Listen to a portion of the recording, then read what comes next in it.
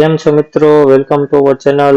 આજે આપણે જોવાના છીએ ન્યૂ ઇન્ડિયા એસોસિએશન કંપની લિમિટેડમાં આવેલ ભરતીની જાહેરાત કે જે એપ્રેન્ટિસ તરીકે રહેવાની છે. તો ચાલો જોઈએ ઓવરવ્યૂ. સૌ પ્રથમ ઓવરવ્યૂની વાત કરીએ તો કંપનીનું નામ છે New India Assurance Company Limited. પોસ્ટનું નામ છે એપ્રેન્ટિસ, એટલે કે કરાર આધારિત ભરતી રહેવાની છે. 11 માસનો કરાર રહેશે. ટોટલ વેકેન્સીની વાત કરીએ તો 500 વેકેન્સીસ છે. એપ્લિકેશન મોડ ઓનલી ઓનલાઈન જ છે, ઓફલાઈન કોઈ પણ છે નહીં, એટલે ઓનલાઈન થકી જ તમે ફોર્મ ભરી શકશો. એપ્લિકેશન માટેની ડેટ 6 જૂનથી 20 જૂન સુધીની છે અને ટેન્ટેટિવ એક્ઝામ કે જે ઓનલાઈન જ રહેવાની છે તેની ડેટ પણ અહીં આપેલી છે કે 26 જૂનના રોજ ઓનલાઈન એક્ઝામ રહેવાની છે. આ તારીખમાં ફેરફાર પણ થઈ શકે છે.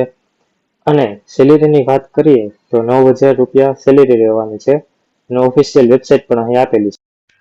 એપ્લિકેશન ફીસની વાત કરીએ તો અહીં આપણને 3 કેટેગરીમાં ફીસ જોવા મળવાની છે.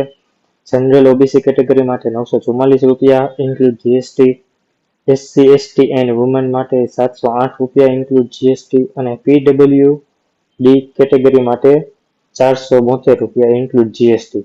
તો અહીં 3 રીતે એપ્લિકેશન ફીસ આપણને જોવા મળવાની છે. એપ્લિકેશન ફીસ પણ ઓનલાઈન જ જમા કરવાની રહેશે. સિલેક્શન પ્રોસેસની વાત કરીએ તો અહીં 4 તબક્કામાં આપણને સિલેક્શન પ્રોસેસ જોવા મળવાની છે. પહેલું ઓનલાઈન ઓબ્જેક્ટિવ બેઝ એક્ઝામ, એટલે કે એમસીક્યુ ટાઈપ એક્ઝામ આવશે.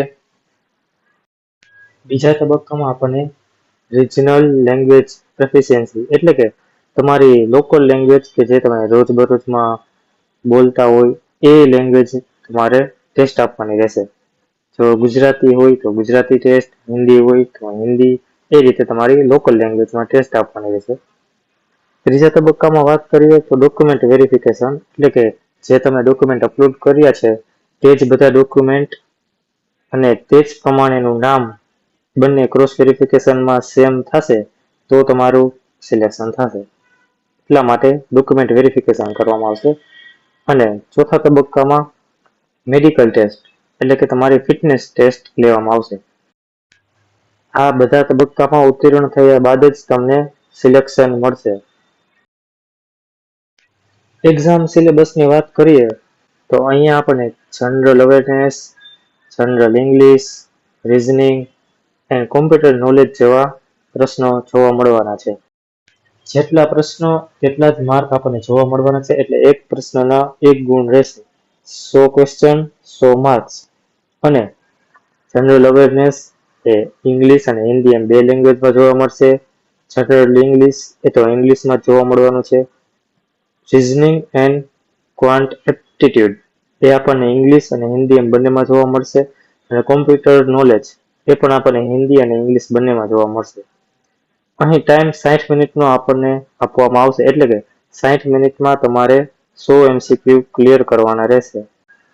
દરેક ખોટા પ્રશ્નના 0.25 ગુણ કાપવામાં આવશે, એટલે કે નેગેટિવ માર્કિંગ સિસ્ટમ અહીં આપણને જોવા મળવાની છે.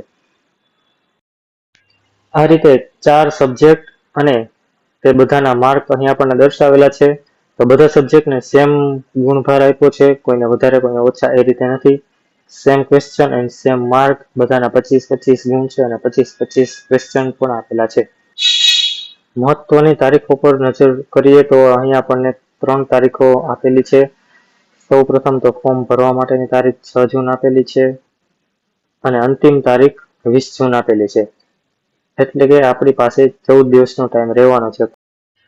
26 તારીખની વાત કરીએ તો 26 જૂન એટલે કે ઓનલાઈન એક્ઝામ, કે જે અહીં તારીખમાં કોઈ ફેરફાર પણ થઈ શકે છે, પણ અહીં એમને આપણને 26 જૂન આપેલી છે, તો આપણે 26 જૂન માનીને ચાલવાનું. તો આ રીતે કુલ અહીં એમને આપણને 3 ડેટ્સ આપેલી છે કે જે આપણે ખૂબ ધ્યાને લેવાની રહેશે.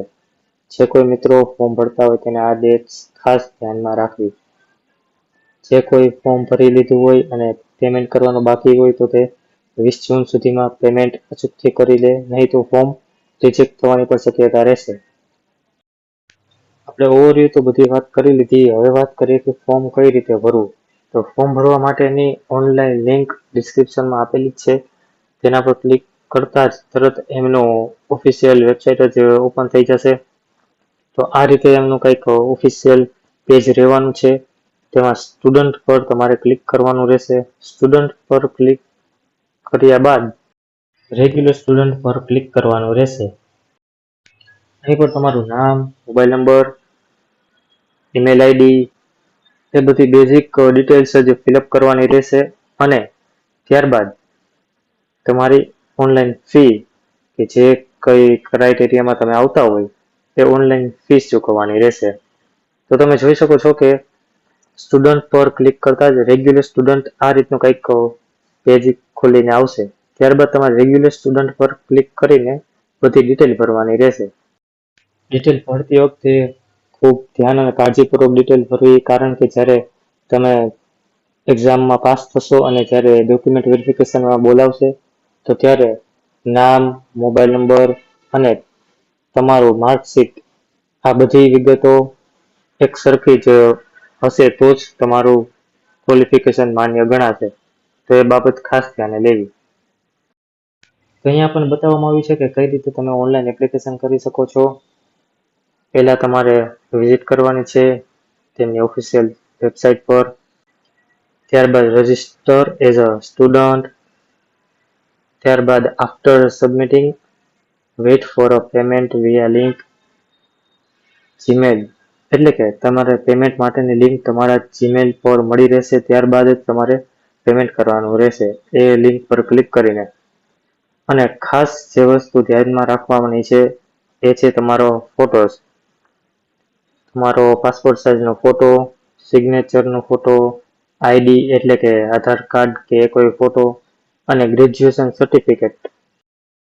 આ બધા જ ડોક્યુમેન્ટ તમને જે સાઇઝમાં અપલોડ કરવાના કહે એ જ સાઇઝમાં અપલોડ કરવાના રહેશે. ડોક્યુમેન્ટ બધા ખાસ ધ્યાનથી અપલોડ કરવા, જેમ કે સિગ્નેચર તમારે કોઈ પણ એક ખાલી કાગળમાં સિગ્નેચર કરીને તેમનો ફોટો પાડીને અપલોડ કરવાનો રહેશે. Passport size photo, ID proof અને ગ્રેજ્યુએશન સર્ટિફિકેટ આ બધા જ ડોક્યુમેન્ટ તમારે ધ્યાનપૂર્વક અપલોડ કરવાના. નહીં તો પછી તમારું ફોર્મ રિજેક્ટ પણ થઈ શકે છે તમે પેમેન્ટ ને બધું કરી દયા બાદ પર. તેથી ખૂબ કાળજી લેવી અને ધ્યાનપૂર્વક ફોર્મ ભરવું. ત્યારબાદ આગળ જોઈએ તો 5મા તબક્કામાં અહીં આપણને રિજનલ ઓફિસ સિલેક્ટ કરવાનું કહે છે. તો તમારે રિજનલ ઓફિસ એક સિલેક્ટ કરી લેવાની છે અને last submit the final application online. અહીં પેમેન્ટ ને બધું થઈ ગયા બાદ લાસ્ટ તમારે submit the final application online પર ક્લિક કરી દેવાનું રહેશે, જેથી તમારી એપ્લિકેશન સ્વીકારવામાં આવશે અને તમને ટેક્સ અને ઈમેલ પર પણ મળી રહેશે PDF.